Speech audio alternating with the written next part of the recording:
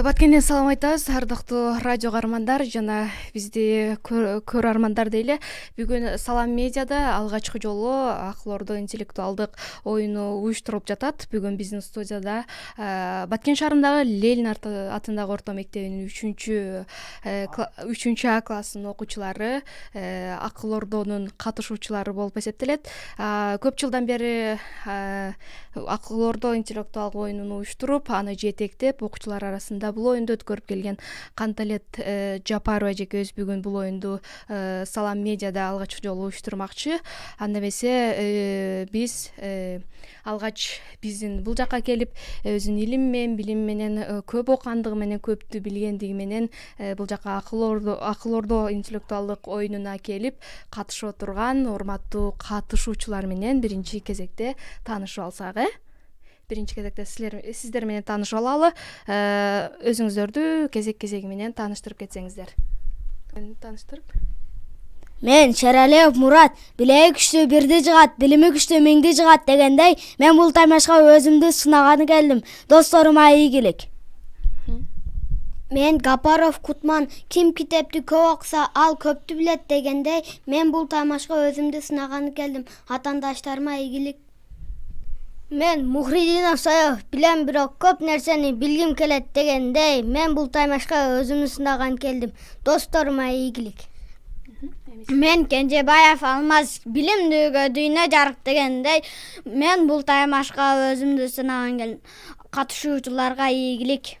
Мен Эргешбаев Арлен, билим алуу ийне менен кудук казгандай дегендей, мен бул таймашка өзүмдү сынаганы келдим. Досторума ийгилик. Мен Абдраимов Ерлан, акыл ошат, билим жушат дегендей, мен бул таймашка өзүмдү сынаганы келдим. Досторума ийгилик.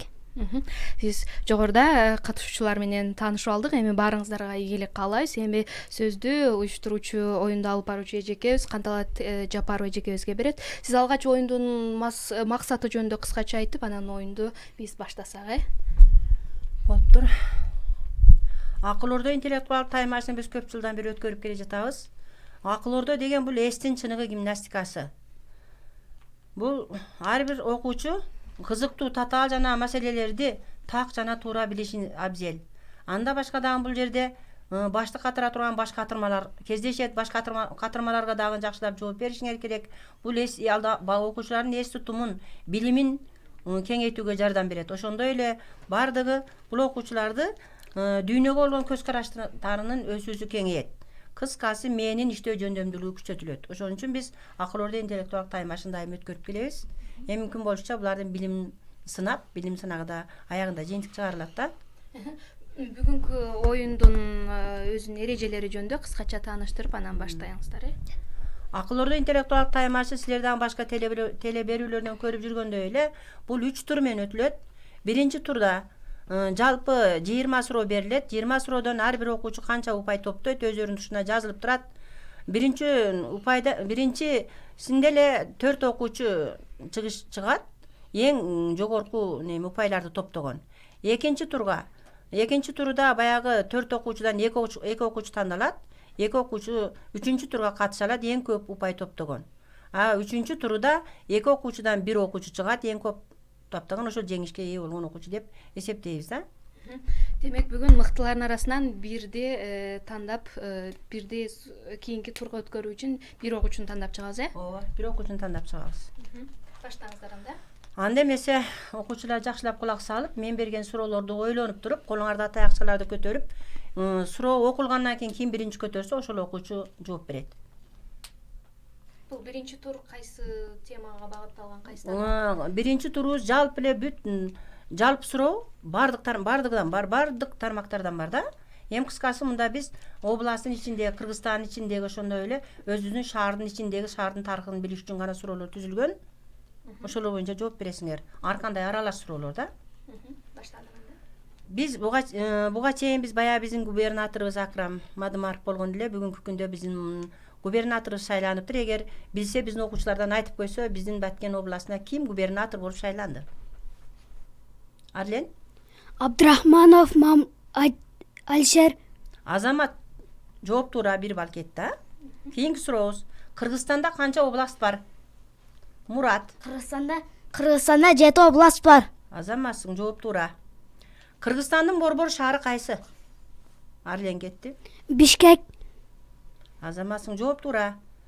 Баткен шаарынын мэри ким? Алмаз. Рахымжан. Микрофонго сүйлөйсүң, микрофонго. Мамыржан Рахимов. Жооп туура. Ошо сүйлөгөндө ошо кап сүйлөгүлө. Андан кийин жайы кышы жашарып турган өсүмдүк кайсы? Сен, Мурат? Арча. Жооп туура. Жоон жиптеп эмнени айтабыз? Кутман. Аркан. Азаматсың, жооп туура. Ким сүйлөбөй окутат? Сен, Ерлан? Китеп. Азаматсың, жооп туура. Автобустан түшүү үчүн эмне кылуу керек? Арлен? Автобусга чыгуу керек. Азаматсың. 23 сентябрь кандай күн? Мурат. Жооп жок? Кана? Саев? Кыргыз Республикасынын Жок. 23 сентябрь. Болбой калды. Жооп жок. Кайра кайталабайбыз да. Кийингиси. 2020-жылды биздин президентибиз кандай жыл деп атады? Алмаз. Нар жакты. Аймактарды өнүктүрүп, жана балдарды коргоо жылы деп атады. Болуптур эми? Жооп бердиң. Шаардагы билим берүү бөлүмүнүн жетекчиси ким? Арлен? Ахматбеков Абдуллагай. Азаматсың, туура.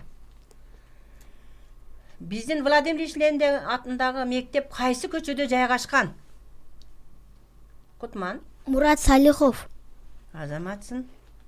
Аптанын 5-чи күнү кандай күн деп аталат?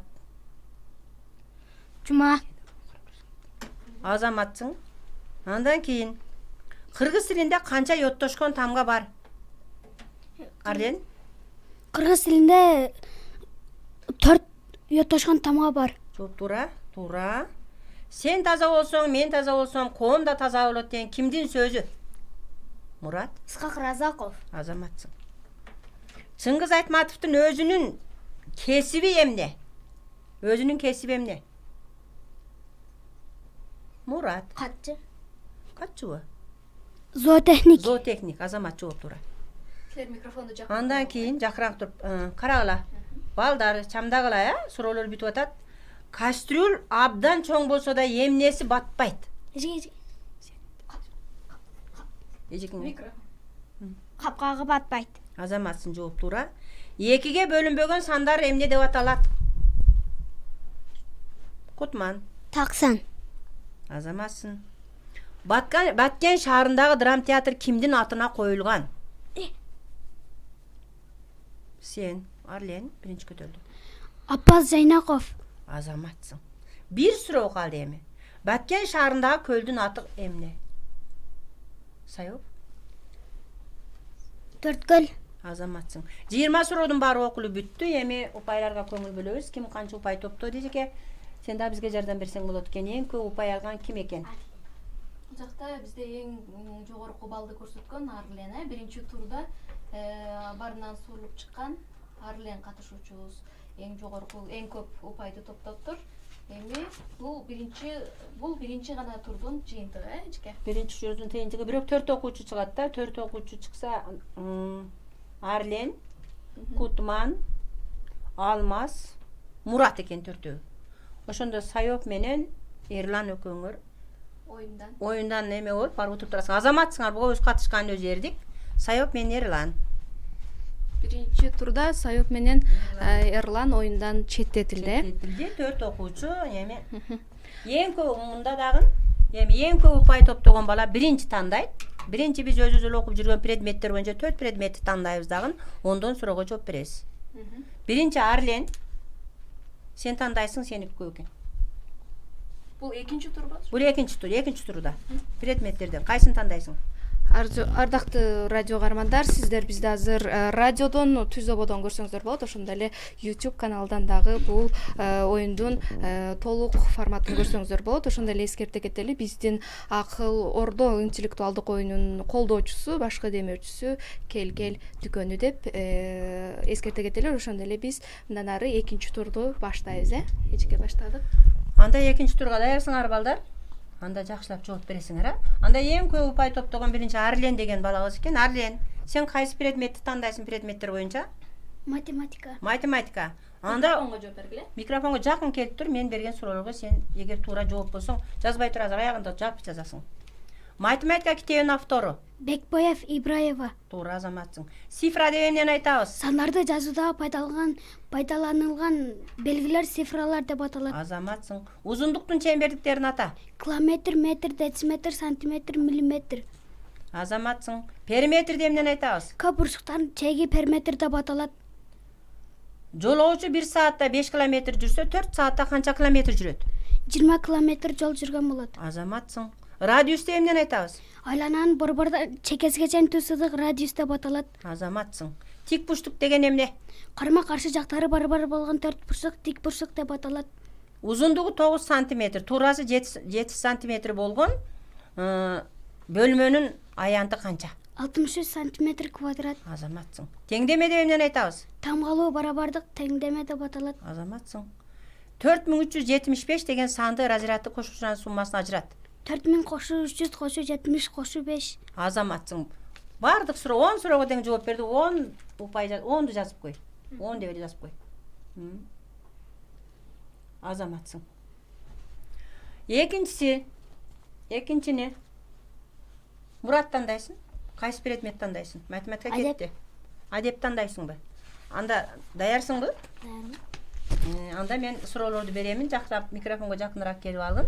Адептен дагы 10 суроо бар. Эми суроолорду мен окуйм, сен жооп бересиң. Шашпай, ойлонуп туруп жооп бер. Биз өткөндө темалар боюнча. Этика деген эмне? Этика адат кулк мүнөз адеп ахлакты изилдөөчү философиялык илим. Азаматсың. Менин калпым деген темадагы мугалимдин сөзүн айтып бер. Жалганбаев жарды болор жигит жалкоо болот дечү эле азырдан сабактан качсаң келечегиң кем болот го. Азаматсың. Улуу кишилер кандай саламдашуу керек? Улуу кичүү улууга ийменип салам берүү керек. Көпчүлүк турган жерде салам берип отурбай, кол берип отурбай, саламатсызбы деп коюу керек. Атчан адам жөө адамга салам берүү керек. Азаматсың. Улут аралык ынтымак деген эмне? Бири-бирибиздин тилдерибизди үйрөнүшүп, алдыңкы каада салттарыбызды чогуу өнүктүрүп келебиз. Азаматсың. Төөнүн пири кайсы? Ойсул ата. Азаматсың. Улууну урматтоо жөнүндө бабалардын сөзүнөн айтчы билгениңди. Улууну урматтап кичүүнү сыйла, улууну укпаган узабас. Жакшы болсоң жатык бол, улук болсоң кичик бол. Адепсизден алышкач аганы көрүп үн өсөт, эжени көрүп сиңди өсөт. Адепсиз акылдуу бир сөзгө түшүнөт, акыл ошот, ырыс жуушат. Азаматсың. Кыргызстанда кандай көлдөр бар? Ысык көл, Чатыр көл, Соң көл. Азаматсың. Ош шаарында кайсы тоо бар? Сулайман тоосу бар. Тарбиянын башаты деген эмне? Балага акыл эс кире баштаганда тартып эле жаман эмне, жакшы эмне экендигин туура баанай билүүсү тарбиянын башаты деп аталат. Азаматсың. Жүрүм турум адебин айтчы. Эгер эки адам сүйлөшүп турган болсо, алардын ортосунан жарып өтүү маданият тарбиясыздык болуп эсептелет. Азаматсың. Адеп боюнча 10 суроодун бардыгына тең толук жооп берди. 10 упай. Демек 10 упай. Кийинкисине Кутман тандайсың? Окуу, а? Адаби окууну тандады. Анда мен сага окуу боюнча суроолорду берейин, а? Даярсыңбы, Кутман? Даярмын. Жаксыңбы? Сүрдөгөн жоксуңбу? Азаматсың. Окуу китебинин шарттуу белгилериндеги илеп белгиси эмнени билдирет? Үйгө тапшырманы билдирет. Азаматсың. Жооп туура. Мерез деген сөздүн маанисин чечмелеп бер. Ташбоор, мээримсиз. Азаматсың. Атамекен деген сөздүн маанисин чечмелечи. Өзүнүн туулуп өскөн жери. Кыргыз Республикасынын символикалык белгилери кайсы? Герб, гимн, туу, конституция. Азаматсың. Кемпир бара-бара өңдөн азып, алдан тайып сыртка кирип чыга албай калды. Кайсы чыгармадан? Эне жана бейиштин мемеси. Азаматсың. Баба Декан кимдин чыгармасы? Жатка айтып бер. Жуманазаров. Сары дала түзүндө, будай бишат күзүндө, жер ширеси анда күн реңи жүзүндө, ал будайды эгедер, баба Декан дегендер, ардакташ аталарды ак нандан жегендер. Бул дүйнөдө жер улук, жерди ишеткен эр улук, элин баккандан менен баба Декан эр улук. Азаматсың. Чоң ата койлага тааныштырган чөптөрдүн аттарын айт. Бетеге, көөдө, чекилдек, чириш, миңдумана, каргатырмак. Азаматсың.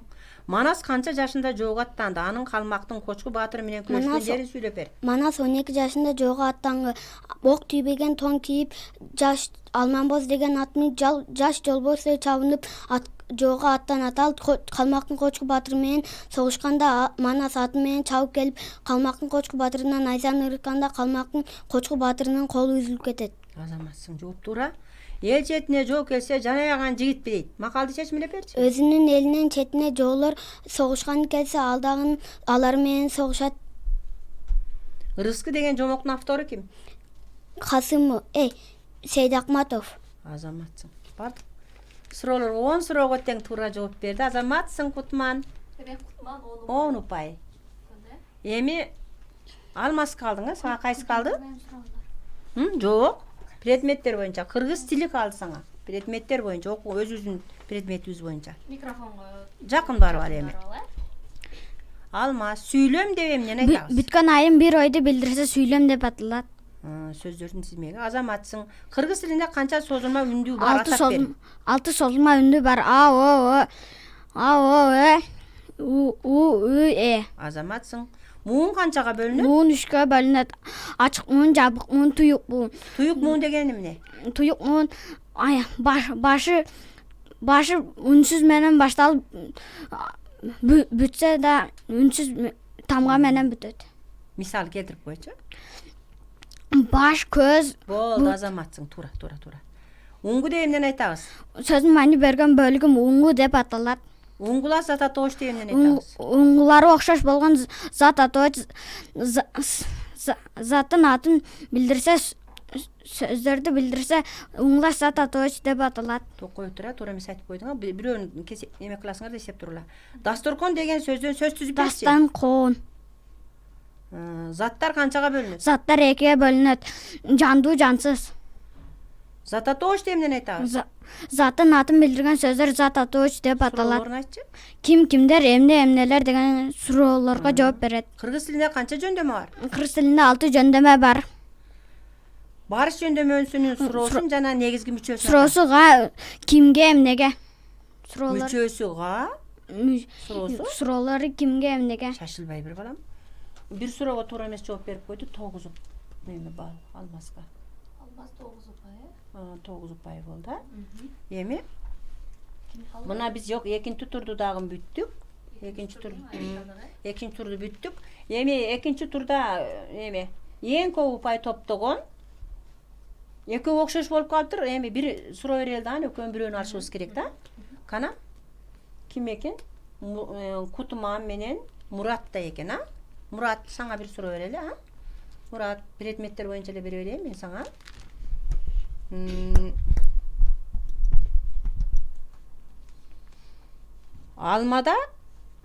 Алманын башында 10 алма бышып турат. Туңду? 10 алма жерге түшкөндөн кийин атасы ага 2 эсе алма алып келип кошулду. Канча алма болуп калат? 12. Эсе деп атам мен. 20. 20 эсе. 20 эсе болуп калдыбы? 20 болуп калдыбы? Саңа бир суроо берейин, бул туура жооп берди. Саңа 25 жөжөнү тең 5ке бөлүп, анын үчөөсүнү инисине берди. Канча жөжө калат? 2 жөжө калат. 25 жөжөнү 5ке бөл, анын экисини инисине берип койду. 3 жөжө калат. Жооп туура калды. Бирин демек Мурат менен неме калды. Арлен экөө калды. Сен туура эмес болуп калдың. 3 жөжө калат эле да. Кутман менен Алмазга уруксат беребиз. Экөөңөр отуруп турасыңар. Экинчи турду дагы бүтүп алдык. Экинчи турдун жыйынтыгы менен 2 окуучу 3-чү турда аталышат, Турга жолдомо алышты. Эми 3-чү турдун тур боюнча сүйлөшөбүз да. Ардактуу радио каармандар, сиздер ата мекенди коргоо күнүнө карата арналган балдардын арасында уюштурулуп жаткан акыл ордо интеллектуалдык оюнуна күбө болуп жатасыздар.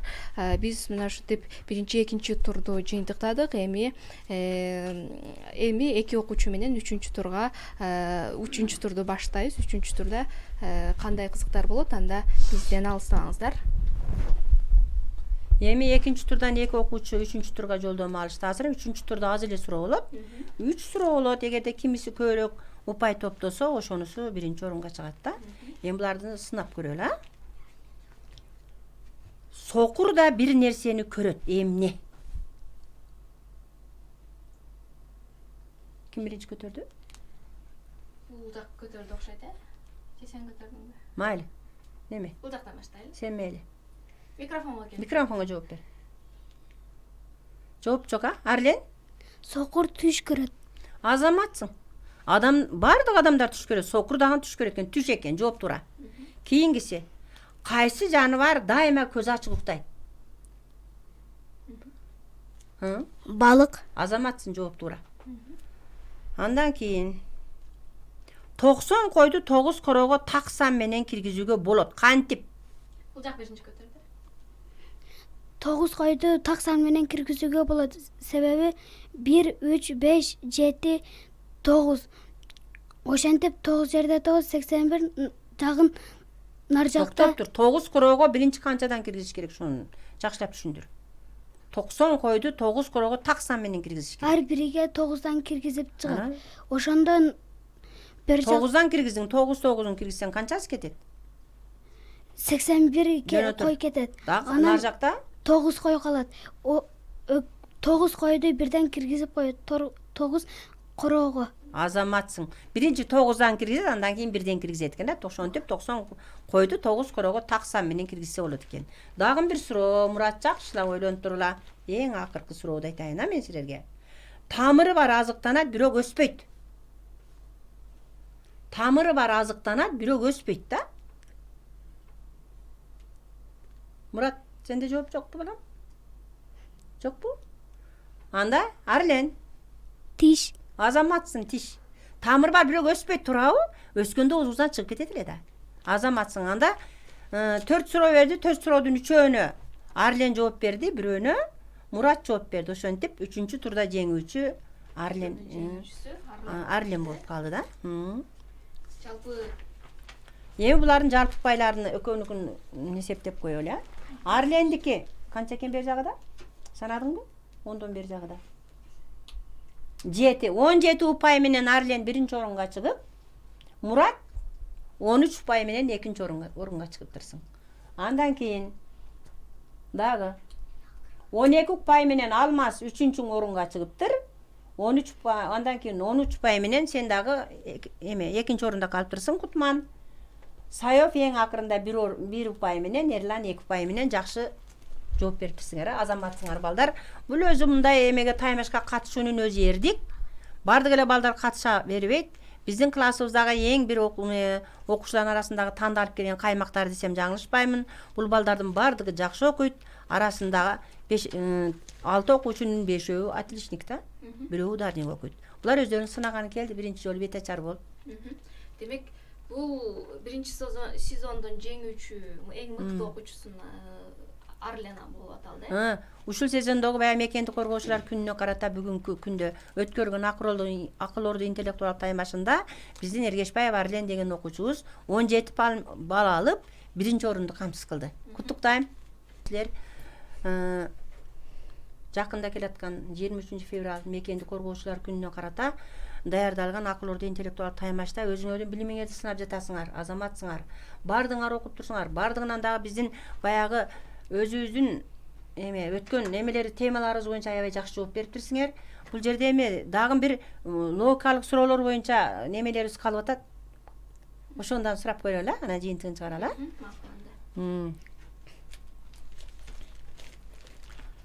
Дагы Арлен сен тандайсың логикалык суроолорду? Арлен сен танда. Б тамгасы. Б тамгасыбы? Болуп турганда экөөңөр отуртула баягы экөөңөр силер. Б тамгасы боюнча. Коёндун баласын эмне дейт? Жок, силер туруп тура эле. Коёндун баласын эмне дейт? Бөжөк. Азаматсың. Ысык көлдө эмне көп? Балык. Бүт Б тамгасы менен башталгандарга жооп беришиң керек. Кыргыздын жасаган улуттук калбасасы. Бижи. Быжы. Бижи деби? Быжы. Кыргызстандагы эң алыскы область? Баткен. Баткен. Ситрус өсүмдүгү кайсы? Банан. Чоң атаңдын атасы ким? Баба. Нан кайсы дан өсүмдүктөрүнөн жасалат? Буğday. Кымыз эмненин сүтүнөн жасалат? Бенин. Бенин. Тойлордо дасторкондун көрүшүн чыгаруучу нандын бир түрү? Борсок. Азаматсың. Отунду эмне менен жарат? Балта. балта менен азаматсың, 10 упай кошуп кой. Мураттандай.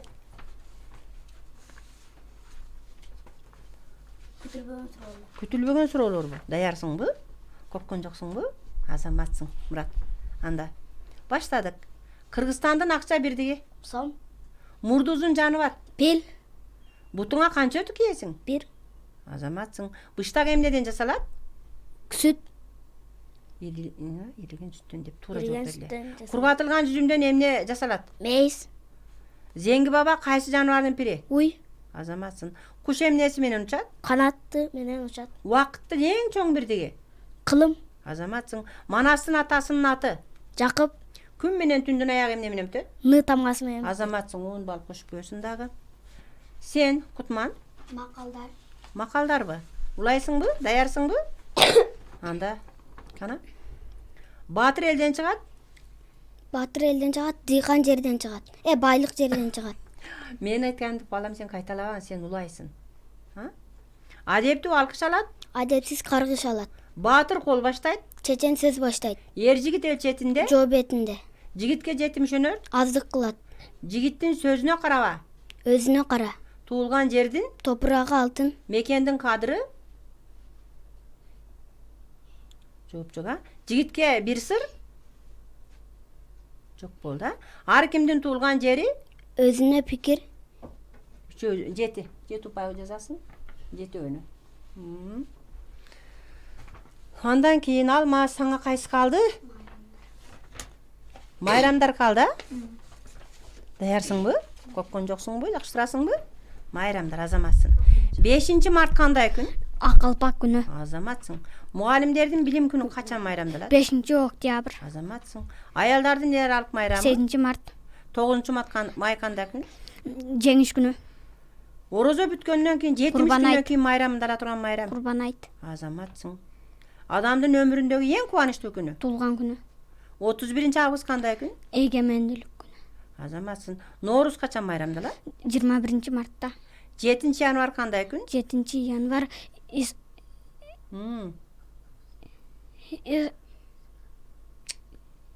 Болуптур. 5 май кандай күн? 5 май. Болуптур. 2 суроого жооп бере алады. 8. 8 упай болду. Болду. Эми экөөңөр отуруп тургула, Кутман менен эме. Демек, эң көп упай топтогон Мурат менен эме болду дагы. Эми кайрадан кошуп чыксаң, а? Арлендики 27 упай, жазып коюң ар жагына. 27 упай. Мураттыкы 23 упай. 23 упай. Алмаздыкы 20 упай. Андан кийин Кутмандыкы 25 упай. Азаматсыңар балдар, ошентип жыйынтыгын чыгардык эми. Ардактуу радио көрөрмандар, мына ушун менен биздин мекенди коргоо күнүнө арналган балдардын арасында өткөн Акыл Ордо интеллектуалдык оюнунун 1-сезонун жыйынтыктайбыз. Эми бул оюнда өзүнүн мыктылыгын көрсөткөн, ийгилик жараткан мыкты окуучуларды сыйлап койсок, эжеке. Сыйлоодо мейли, азыр балдарды сыйлап коелу. Балдар, мына 4-өң өртең азаматсыңар, 6-өң өртең аябай жакшы окуйсуңар, класстын аябай отличник окуучулары болосуңар. Эми бул жарыш болот, капа болбой, мындан кийинки таймаштарда жакшылап даярданып келип, дагы алдыга чыгууга умтулабыз. Деме себеби Акыл Ордого силер көөлү катышып жүрөсүңөр, кичине биздин Эрлан менен Сайөкө сүрдөп калды окшойт да. Эми кийинкилерине жакшы катышат да. Анда биринчи ушу Сайовдон баштасак, Сайов, сен мына радио Саламдан бул жерде иштеген улук бүбө Амирова эжекеңдин атынан сага жакшынакай белек баркын, ушу белекти тапшырып коелу, кел балам. Ошондой эле мектептин өзүнүн дагы бара. Ийгилик каалайбыз балам. Колдоп турабыз, Андан кийин Эрлан кел. Эрланга дагы азаматсың, ийгилик балам. Ушундай ийгиликтерге жете бергиле. Андан кийин Алмаз кел. Азаматсың, Алмаз. Эми кийинкилерде дагы жакшы катышасың. Келе бер. Кутман.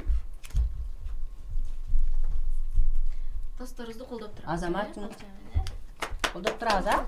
Колдоп турабыз балдар, колдоп турабыз. Андан кийин эми Мурат. Азаматсың. Эң биздин мыкты окуучуларыбыз да. Эми биздин эң бир жеңүүчү болгон окуучубуз, ушул таймашта 1-орунга чыккан, көп балды камсыз кылган Эргешбаев Арлен окуучубузга биздин Ленин атындагы орто мектебинин директору Макканбаева Канша эжекенин атынан грамота жана мына жерде улук бүү Амированын атынан Жашынакай дагы сени окуп кийингилерде да чыксын деп атайын брейнирик акыл таймаш китебин, эң жакшы китепти сага белек кылып атышыптыр. Ушуну окуп сен дайыма алдыга чыгып жүргүн, Азаматсың балам. Мына грамотаң менен. Азаматсың.